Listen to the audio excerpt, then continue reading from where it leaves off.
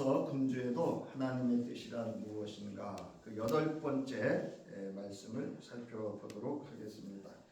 오늘은 이제 성장과 성숙한 그리스도인에 대해서 오늘 본문과 함께 에베소서 4장 1절부터 16절의 말씀과 함께 우리가 말씀을 통해서 우리의 신앙과 삶에 우리가 적용해 보도록 하겠습니다. 성장과 성숙, 모든 생명에게 필요한 거죠. 성장과 성숙이 없으면 그 생명은 곧 고사하거나 아무런 의미와 가치, 그 존재에 그리고 그 정체성에 있어서 아무런 의미와 가치가 상실되어져 버리게 됩니다.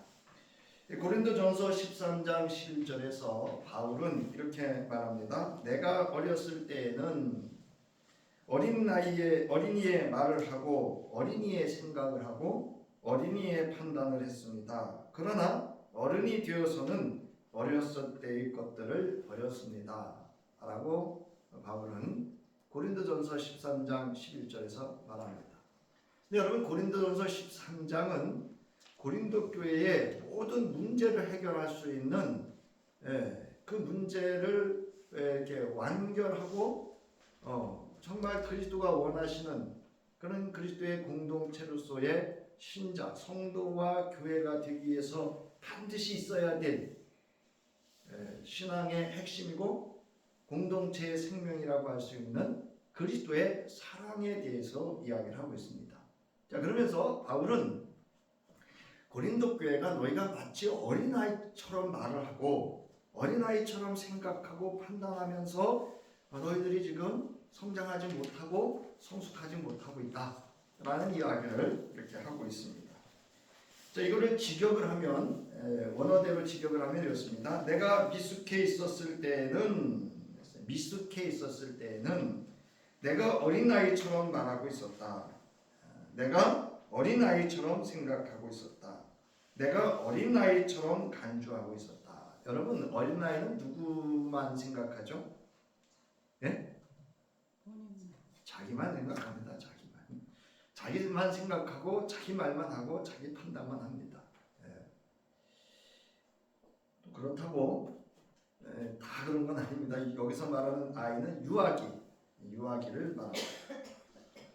자, 그러면서 내가 남자가 되었을 때는 무슨 얘기냐면 성인이 됐다 이거예요. 남자라는 얘기는 유대교에서는 만 12세 이상을 의미합니다. 그래서 여러분 성서에 보면 12살 된 딸아이 이야기 이런 그 아이들이 등장할 때는 원어로 두 가지를 구분합니다. 하나는 유아기적인 아이를 표현할 때가 있고 12세 이상의 아이를 표현할, 그러니까 결혼 직전에 있는 아이들을 표현할 때 쓰는 단어가 있습니다.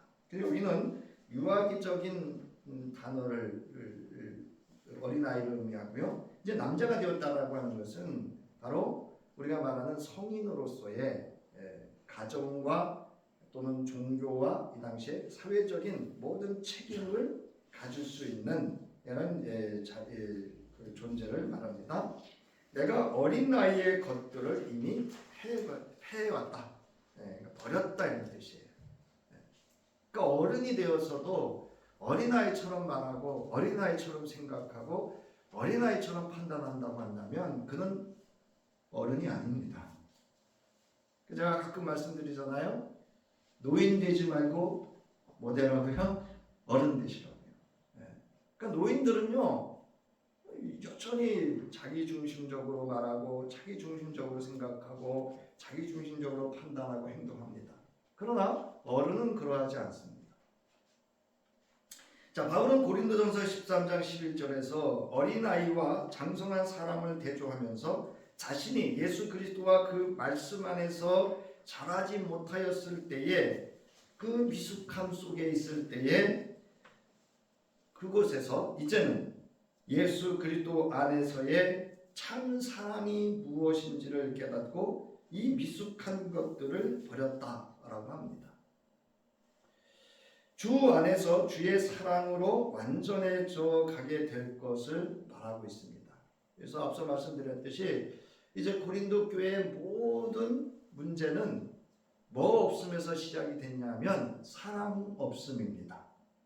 이 사랑은 단순히 말하는 우리가 말하는 그런 보편적이고 일반적인 사랑이 아니라 쉽게 말씀드리면 하나님의 사랑으로 말미암아 그리스도 예수를 통해서 이루어 주신 모든 하나님의 은혜에 대한 그 은총을 잊었다 이 뜻입니다.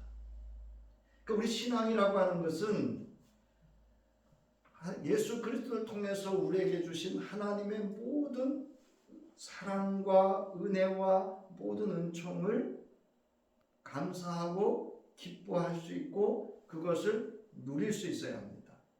이제 바울은 그것을 이야기하고 있는 것입니다. 자, 바울은 이렇게 고린도 지역 교회의 신자들의 어린아이처럼 말하고 깨닫고 생각하는 것과 같은 신앙과 그 삶, 그러니까 어린아이 같은 그 유아기 같은 그런 그 고린도 교회의 성도들의 그 신앙과 삶에 대해서 기독 신자로서의 정체성의 미성숙함을 말하면서 예수 그리스도와 그 말씀 안에서 성장하여 성숙한 그리스도인의 신앙과 삶을 살기를 권면하고 있습니다. 자, 그것이 예수 그리스도께서 제자들을 사랑하신 같이 주 안에서 서로 사랑을 실현하는 것이다 라는 것을 바울이 깨달아 알고 권면했던 겁니다. 그러니까 여러분, 우리가 신앙이라고 하는 건 뭐냐면 그리고 성장하는 것과 성숙함이란 뭐냐? 그리스도 사랑 안에서 그 사랑을 깨달아 알고 그 사랑으로 말하고 그 사랑으로 자라서 그 사랑으로의 성품을 갖는 것을 의미합니다. 자, 그래서 여러분 그 성장하다라고 하는 또 발육하다 또 성숙과 미숙이라는 그 단어의 개념을 제가 정리해 놨는데요. 자, 성장하다라고 하는 것, 여러분 앞서 말씀드렸지만 모든 생명은 뭐 한다? 성장하게 돼 있어요. 네. 자, 그런 의미고요. 그 다음에 여기 발육이라고 하는 뜻은 뭐냐면 신체나 정신 따위가 발달하여 점차로 크게 자란다 그랬어요. 우리가 이것이 이제 멈추어졌거나 문제가 생기면 우리가 장애다 이렇게 말합니다. 그래서 오늘날에는 지적장애라든가 정신장애라든가 인격장애라든가 이 모든 것들은 그 생명체가 발육하지 못했을 때 일어나는 현상들입니다. 네. 자, 그 다음에 성숙과 미숙입니다. 자, 성숙이라고 하는 것은 열매 맺는 겁니다. 그러니까 모든 생명체는 열매를 맺게 되어 있습니다. 자, 그래서 여기 열매는 여러분 완전한 겁니다. 그러니까 성장을 통해서 발육을 통해서 그 생명체가 수행해야 될 것들을 수행할 때 얻어지는 결과가 열매입니다. 우리는 꽃에 관심이 많은데 사실은 꽃보다는 뭐에 관심이 있어야 되는가 하면 그 열매에 있습니다. 제가 이제 꽃양귀비 씨가 있잖아요. 그리고 이제 이렇게 밭에 파종할 때 씨앗들은 어떤 건 큰 게 있고 또 상추씨나 이런 건 시극히 작습니다. 손에도 잘 안 잡힐 그런 씨앗들이지만 그 심어놓고 기다리다 보면 그것이 움이 틔워지고 싹이 자라서 성장해가면서 뭐가 나타나죠? 상추씨에서는 뭐가 나타나죠? 상추의 본체가 나타납니다. 그리고 꽃양귀비는 꽃양귀비의 그 지극히 작은 알 속에서도 자신의 그 존재의 정체성을 온전히 드러냅니다. 그러면서 그들이 성숙으로 이르는 것은 바로 열매를 맺는 데 있습니다. 자, 그래서 여러분 농부에게 있어서 곡식의 씨앗을 심고 바라는 것은 열매입니다. 씨앗이.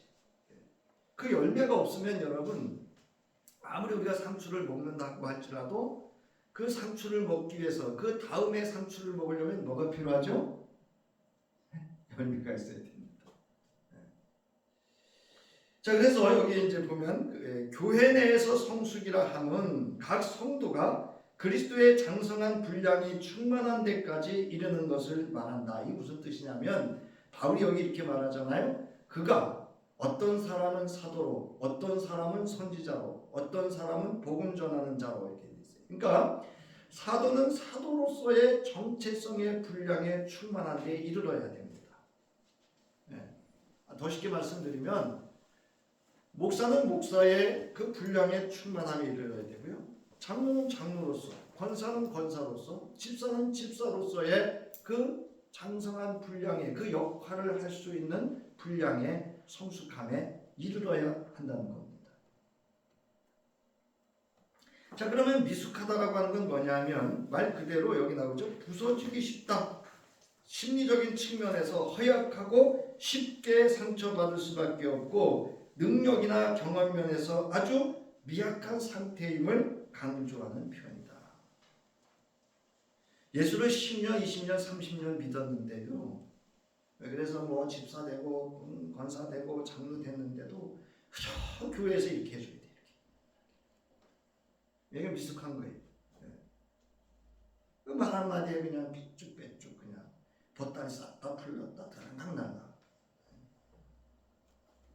자, 이제 본문을 살펴볼게요. 자, 오늘 본문은 바울이 에베소 지역의 교회가 예수 그리스도 복음 안에서 지켜야 할 공동체 내에 있어서 공동체원의 신앙과 삶에 대해서 언급하며 신앙과 또 그 삶에 또 공동체가 필요한 것이 무엇인가를 권면하고 있는 내용입니다.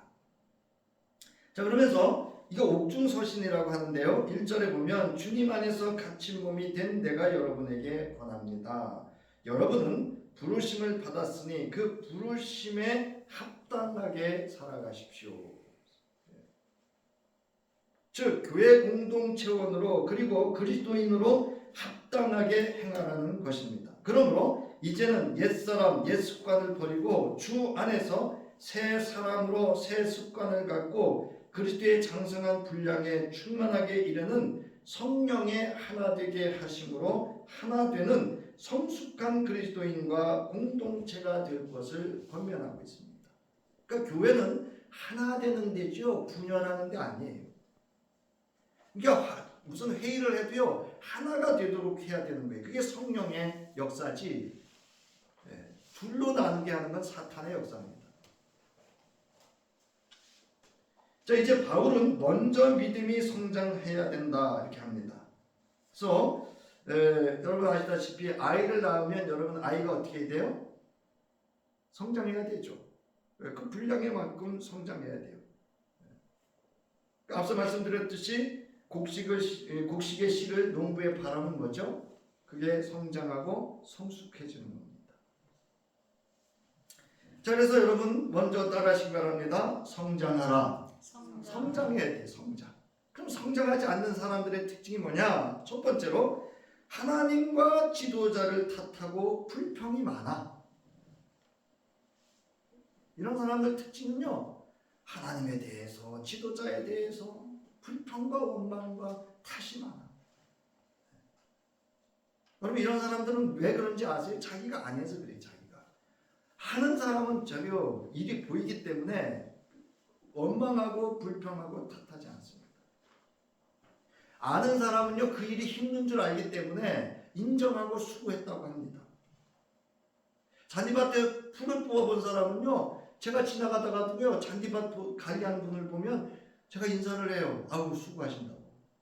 잔디밭에 풀을 제가 뽑아봤잖아요. 얼마나 힘든지. 여러분 장렬하는 태양 밑에서 잔디밭에 풀 뽑는 거 쉽지 않습니다. 여러분 저 전지하고 이러는 거 제가 자랑하려고 하는 게 아니라 결코 쉽지 않아요. 농부들이 밭에서 어성어성 이게 걸어 다니는 것 같지 않 그렇습니다. 엄청 힘든 일들이에요. 여러분 광야의 이스라엘 백성들을 보세요. 하나님의 놀라운 10가지 기적을 경험하고 모세를 통해서 이제 6월절 어린 양의 피해 사건을 통해서 하나님의 사람들과 그렇지 않은 사람들의 장자의 죽음을 보고 그 수백 년 동안 노예 생활에서 자유에서 오다가 홍해라고 하는 그 바닷가에 딱 머물렀을 때 바로라고 하는 그들이 추격해 오자 그들이 원망을 하기 시작합니다. 보면 거기 나옵니다. 출애굽기 그 14장 9절부터 12절에 보면 주님께 부르짖었다. 그들은 모세를 원망하여 말했다 했습니다. 그러니까 여러분 이처럼 성장하지 않는 이들의 특징은 뭐냐면 탓하고 불평하고 원망합니다.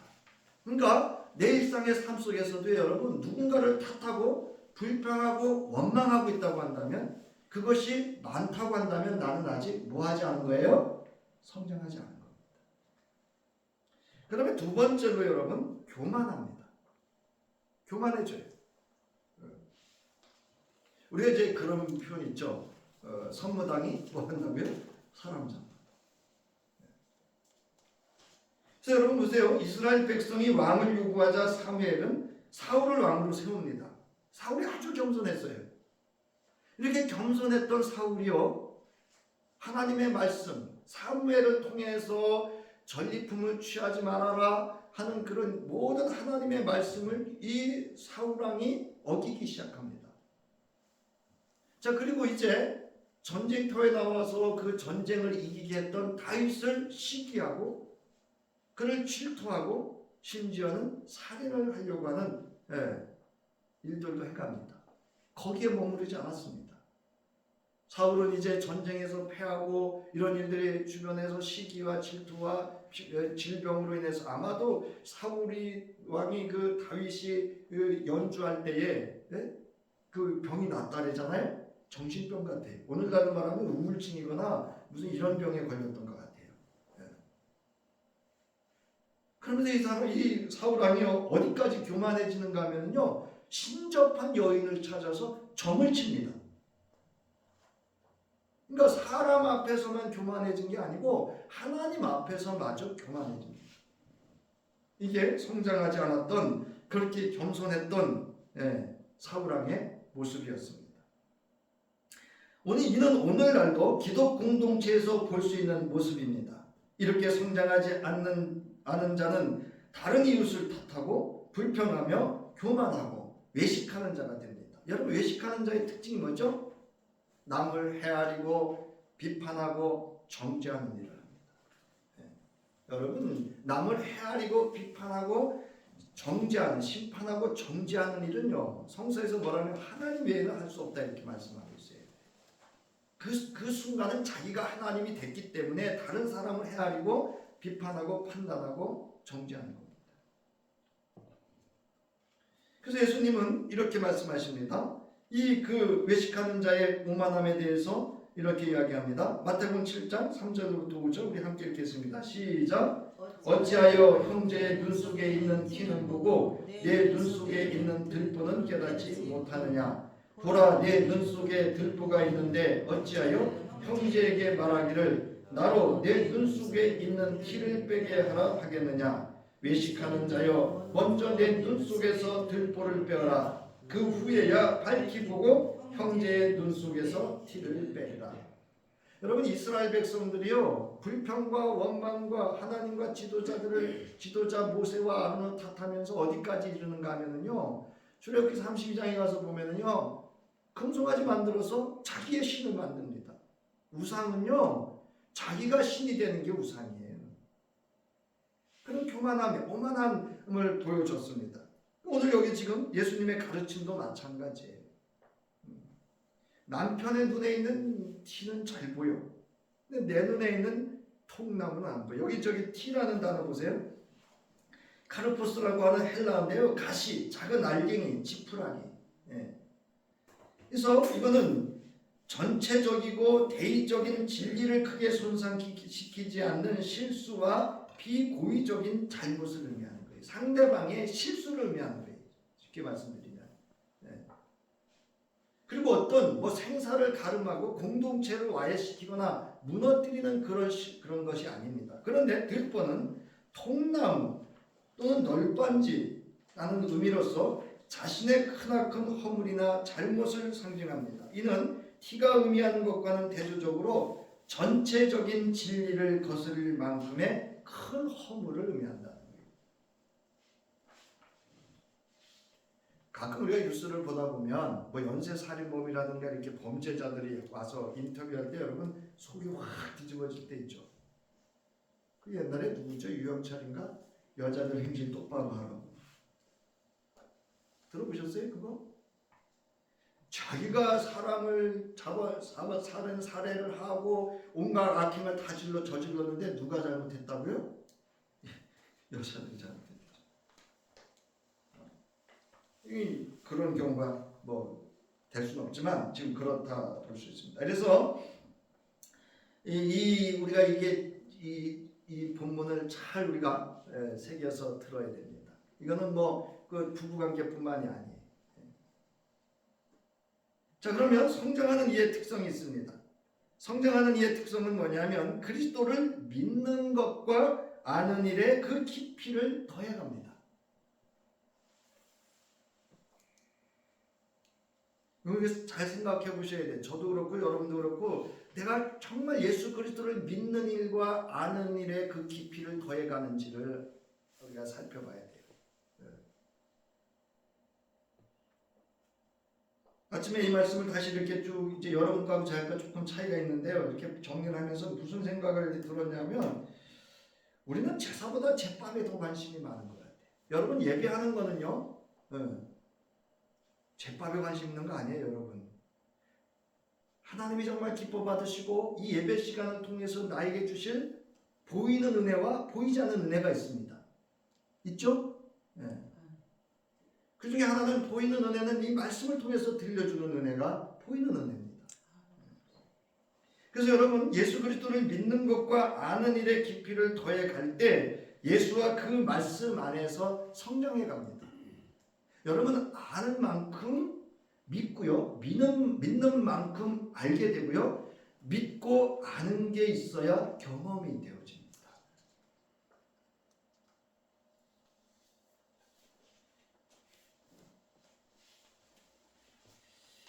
자, 그래서 여기 이제 아는 일이라고 하는 건데요. 믿는 것은 그 믿음의 내용을 의미하고 아는 일은 오직 하나님에 의해서만 얻어질 수 있는 진정한 마음의 지식을 의미한다 그랬어요. 제가 이제 복음서를 이렇게 생각을 해봤어요. 복음서의 초반은요. 예수님이 사역이 시작될 때는 믿음을 강조하셔요. 그래서 네가 믿느냐? 뭐 이러면서 이제 말씀을 하셔요. 그 다음에는 경험입니다. 그죠? 병든 자를 고치고, 그죠? 이렇게 못 보는 자를 보게 하고 이렇게 경험하게. 이게 아는 일입니다. 그 다음에 아는 일을 통해서 그렇게 경험하도록 하면서 또 한 가지 하시는 일이 뭐냐면 하나님의 말씀을 가르칩니다. 그래서 너희들이 지금 삶 속에서 경험하는 것들은 말씀으로 이루어진 것이라고 하는 그런 하나님으로부터 오는 지식을 경험하게 합니다.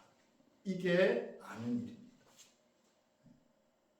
여러분 잘 생각해 보세요. 요즘 내가 정말 하나님의 은혜 가운데 경험한 일이 무엇인가? 자, 두 번째로 사랑으로 진리를 말하고 삽니다. 바울은 사랑 안에서 복음을 말하며 사는 이가 그리스도에게까지 자라게 된다라고 15절에서 말씀하고 있습니다. 여기서 참된 말이라고 하는 것은 구원의 복음의 진리를 말하는 거예요. 아주 수십 년을 예수 믿었는데 그 하는 말이 예수와 상관이 없어. 여러분 제가 이렇게 이제 여러분들을 만나잖아요. 이야기하다 보면 그분들이 쓰는 단어가 툭 나와요. 그래서 그분 잘 보면 그분이 우리가 말하는 미신인지 불교인지 기독교인지를 천주교인지 알아요. 탁 나와요. 그분들 속에서. 근데 여러분 이건 좀 가지 이야기인데 종교와 미신의 차이가 뭐죠? 그 뒤에 한자가 달라요. 미신은 무조건 믿게 하는 거고요. 종교는 뭐예요? 가르친다는 뜻이에요. 그래서 종교에 있는 뭐 기독교나 불교나 이런 모든 교는 뭐가 있죠? 가르침이 있습니다. 맞죠? 근데 미신은 가르침이 없어요. 그 차이가 좀 있습니다. 이건 여담입니다. 그래서 믿는 일과 아는 일에 있어서 우리가 소홀해질 수 있습니다. 사랑하는 성도 여러분, 우리가 끊임없이 그리스도를 아는 일과 믿는 일에 더 깊이를 더해갈 수 있기 바랍니다. 이 일에 힘써야 돼요. 두 번째로 사랑을 진리로 말하고 산다 그랬어요. 자, 그러면 사랑 안에서라는 게 뭐냐는 뜻이에요. 이는 그리스도의 사랑 안에서 진리를 말하는 것으로 거짓된 행동을 하지 않음을 의미합니다. 즉 예수 그리스도의 사랑으로 사랑하며 그 말씀 안에서 사는 것을 의미합니다. 그 진실의 진실함. 그래서 요한복음 15장 9절로부터 10절에 아버지께서 나를 사랑하신 것 같이 나도 너희를 사랑하였다. 너희는 내 사랑 안에 머물러 있어라. 그 사랑 안에 머물러 있는 게 뭐냐면 내 계명을 지키는 것이다. 그 계명이 뭐냐? 마치 내가 내 아버지의 계명을 지켜서 그 사랑 안에 머물러 있는 것과 같이 라는 뜻이에요. 여러분, 하나님의 말씀 안에 머물러 있는 것, 그것이 하나님을 사랑하는 것이고, 그 사랑이 있을 때 우리는 진실된 사랑 안에서 이루어지는 참된 말을 하게 됨을 믿으시기 바랍니다. 여러분, 사랑으로 전하는 말은요, 상대가 그대로 받아들이게 돼 있어요. 진정으로 하는 말은. 그 다음에 세 번째로는요, 자기 성찰과 자기에 맡겨진 일을 합니다. 앞서 말씀드렸잖아요. 자기 일 하지 않는 사람이 참견을 망해. 그래서 그 16절에 보면, 이거를 이제 16절, 그에게서 온몸이 각 마디를 통하여 도움을 받음으로 연결되고 결합되어 각 지체의 분량대로 역사하여 그 몸을 자라게 하며 사랑 안에서 스스로 세우느니라. 스스로. 즉 자기 성찰과 자기에 맡겨진 일을 할 때 연합이 이루어지는 거예요. 여러분, 연합이라고 하는 건 누군가가 그 역할을 해줘야 결합이 되는 거예요. 근데 이 사람은 안 해. 그러니까 결합이 될 수 없는 거예요.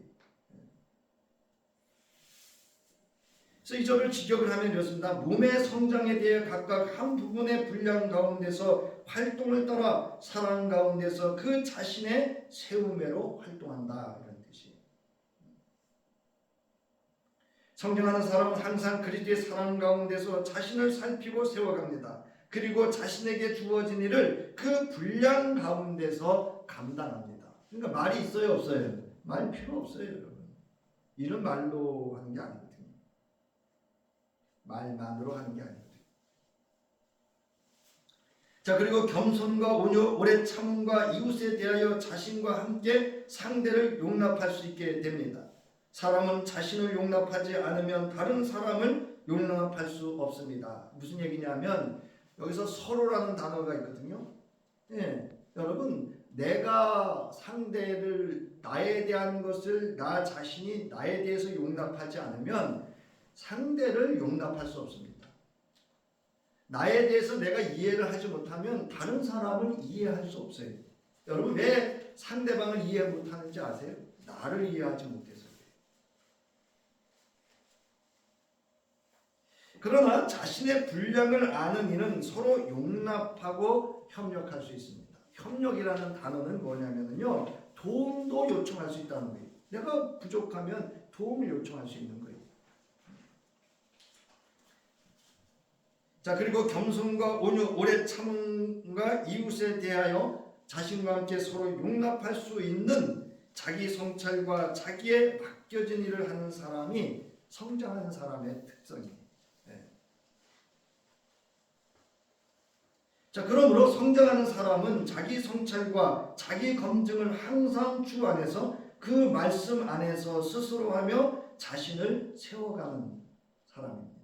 그러니까 여러분, 신앙이라고 하는 건 상대가 먼저 서는 게 중요한 게 아니에요. 누가 먼저 서야 돼요?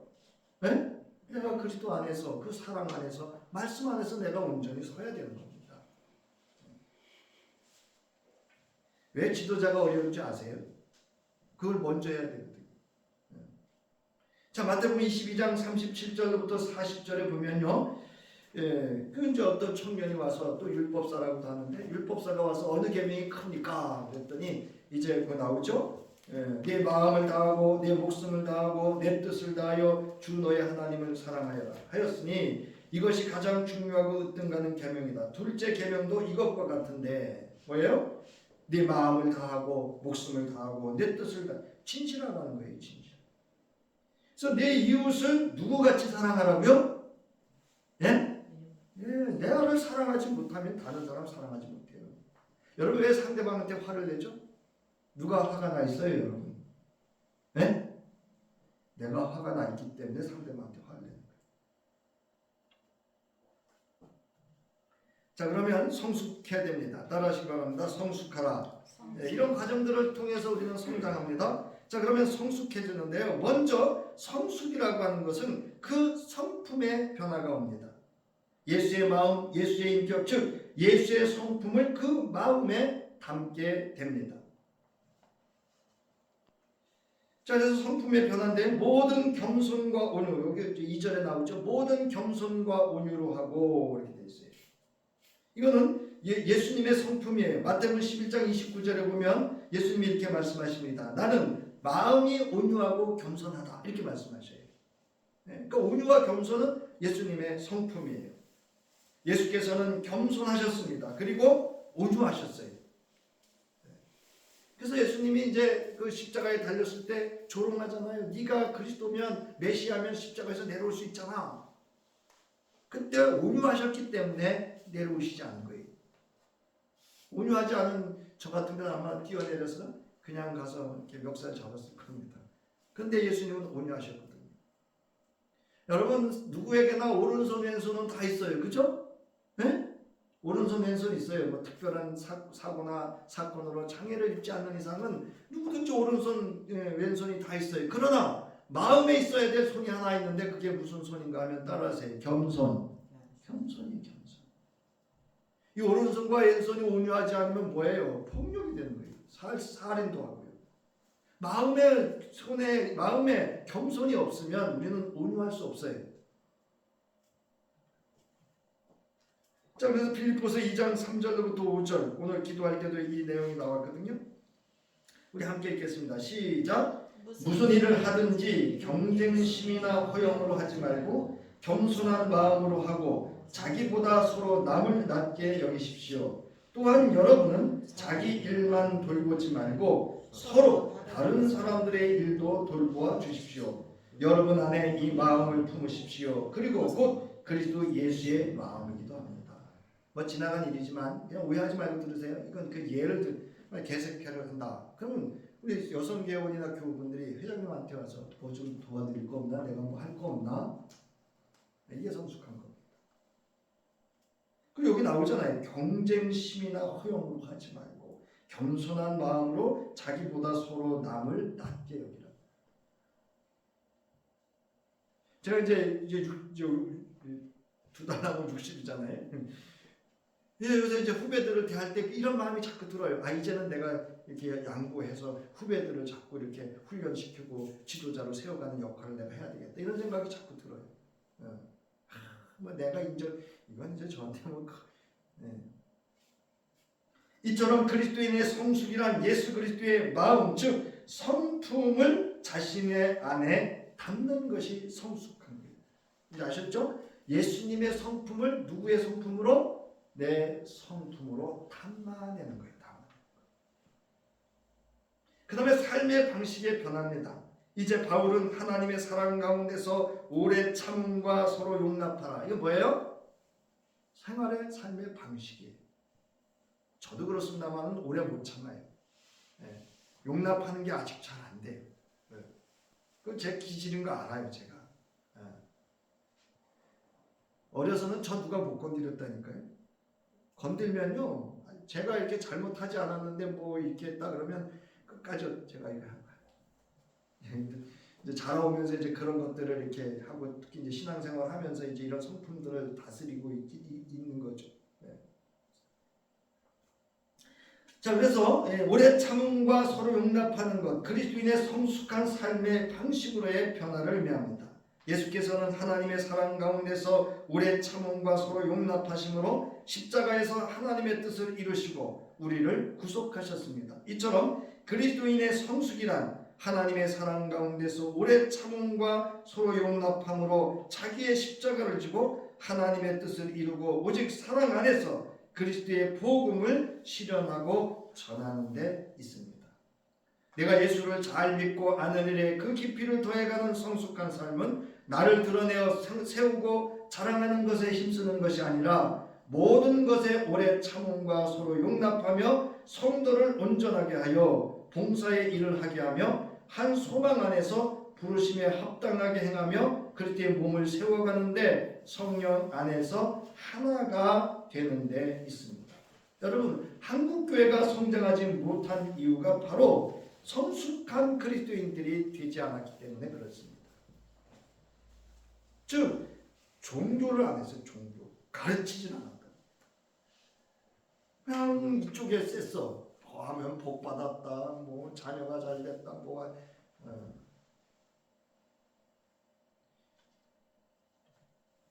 자, 그 다음에 세 번째로 성숙한 신앙의 특징은 뭐냐? 세상 풍조에 밀려서 요동하지 않습니다. 14절을 보면 더 이상 우리가 사람들의 주사위 돌봄 노름 가운데서 방황의 음모를 향한 교활 가운데서 모든 가르침의 바람에 우리가 가지고 돌아다니게 되는, 그리고 우리가 정신적으로 요동하는 유아들이 아니도록, 이렇게 번역은 직역하면 이렇거든요. 이 이야기는 뭐냐면 세상 풍조와 속임수와 거짓에, 세상 풍조가 뭔지 아세요? 이념에 끌려다니는 것도 세상 풍조예요. 아까 훌륭하던 목사님들이 왜 이념에 끌려서 무슨 당을 만들고, 이제 이렇게 이제 또 여기 저희도 어느 목사님 계시지만 어느 목사님들이 때를 지어가지고 그냥 뭐 좀 그러지 말고 좀 모이셔가지고 한국 교회를 위해서 기도하고 강리의 본정신도 좀 회복시키시고 책도 좀 쓰시고 뭐 이렇게 하고 좀 당신들끼리 모여서 예배하는 것도 중요하지만 이렇게 시골 교회 다니면서 이렇게 위로하고 격려하고 좀 이러면 얼마나 좋을까, 좀 그런 생각을 해요. 그게 쉽지는 않다 그래요. 원래하신 은퇴하신 목사님들이. 여기 간사한 유혹 보세요. 간사한 유혹이라고 하는 것은 조활이라는 단어인데 뱀의 관계를 의미합니다. 사탄의 관계죠. 그 다음에 밀리다라고 하는 건 정신적으로 요동하는 거고요. 요동한다는 말은 행실을 말합니다. 네. 그러니까 세상 풍조와 속임수에 거짓된 것에 이리 정신적으로도 끌려다니고 행실적으로도 끌려다니고. 여러분, 세상의 어떤 이념보다 기독교의 복음 정신이 이 나라의 나를 구원하고 이 나라에 저는 복지와 통일 한국을 이룰 수 있는 그 근원이 되는 것을 저는 믿습니다. 여러분, 세상 이념 가지고 통일 못 시킵니다. 여러분, 속지 마세요. 세상 이념은 반드시 자기들의 이념의 목적을 위해서요 이용을 하곤 했죠. 그 이념이 통일시키는 거 아니에요. 예수 그리스도의 복음이 통일시킬 줄 믿으시기 바랍니다. 지금 북한 땅에서 기도하는 분들이 있어요. 좀 언젠간 그분들의 기도가 응답될 줄로 믿습니다. 이렇게 이리저리 요동하고 밀려다니는 자들은 바로 영적으로 미숙한 어린아이 상태의 그리스도인들의 특징입니다. 이제 정신적으로 요동하는 유아들처럼 세상 소리와 세상의 유혹, 세상이 추구하는 것에 귀가 얇아 세상의 속임수와 거짓 진리에 의해 이리저리 끌려다니는데 머물러 있어서는 안 됩니다. 무슨 이야기인가? 이 이야기 중에도 하나가 뭐냐면, 여러분이 지금 예배하는 시간이잖아요. 그 이 시간에는 누가 전화하면 안 돼요. 누가 여러분 불러내면 안 돼요. 그분은 그 시간은 뭐 하는 시간? 예배하는 시간인 줄 알고 있어야 돼요. 누가 불러내면 그냥.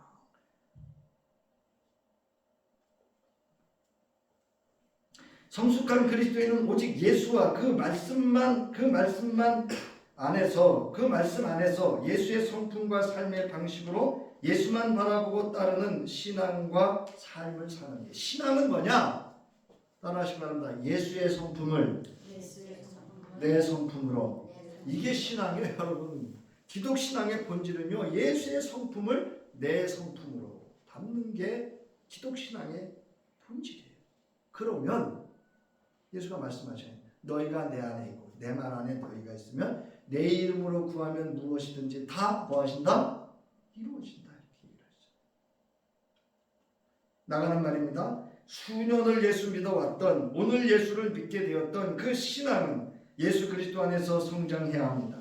그리고 예수의 성품과 삶의 방식을 따르는 신앙과 삶으로 성숙해져야 합니다. 신자는 오직 하나님 사랑 안에서 진리를 행하며 범사에 예수에게까지 이르는 성장과 그리스도의 장성한 분량이 충만한 데까지 이르는 성숙함이 있어야 합니다. 그러기 위하여 우리는 다 하나님의 아들을 믿는 것과 아는 일의 그 깊이를 더해가야 합니다. 또한 그 사랑 안에서 하나가 되어 온전한 사람을 이루도록 해야 됩니다. 무슨 얘기냐면, 그리스도를 믿는 일과 아는 일로 나 자신을 온전히 세워가야 돼요. 그리고 연약한 부분들이 있는 성도가 있으면 어떻게 돼요? 가서 그를 온전한 그리스도인으로 세워가도록 도와줘야 되는 일을 해야 됩니다. 모든 겸손과 온유로 깍듯이 대하고 오래 참음으로써 사랑으로 서로 용납하며 성령 안에서 각 지체가 맡은 분량대로 활동함을 따라 각 지체의 신앙이 자라고 그리스도의 사랑 안에서 세워져가는 성숙한 성품을 지닌 그리스도인이 되기 위하여 자기를 먼저 깊이 돌아볼 수 있어야 합니다. 이제 그리스도 예수와 그 말씀 안에서 성장하여 어린아이의 때를 떠난 성숙한 어른으로의 성도가 될 수 있기를 주의 이름으로 축원합니다. 이제는 독생자 예수를 땅에 보내주셔서 우리를 용서하여 주시고 그 사랑으로 품어 구속하여 주신 하나님의 무한하신 사랑하심과 기꺼이 자기의 생명을 내어 모든 겸손과 온유와 그 사랑 안에서 오래 참음과 용납함으로 십자가를 지시고 우리를 대속하여 하나님의 자녀되게 하신 우리 주 예수 그리스도의 구속의 은혜와 오늘도 성령의 하나 되게 하심을 따라 그리스도 안에서 그 말씀 안에서 성장하고 성숙하여 열매 맺게 하실 성령의 함께 하심의 큰 은혜와 도우심과 그 능력이 이제 성장하고 성숙하여 하나님의 기쁜 뜻을 이루고 그 나라와 그 일을 실현하기를 결단하며 돌아가는 저희들 위해 이제로부터 영원히 함께 하시기를 간절히 축원하옵나이다. 아멘.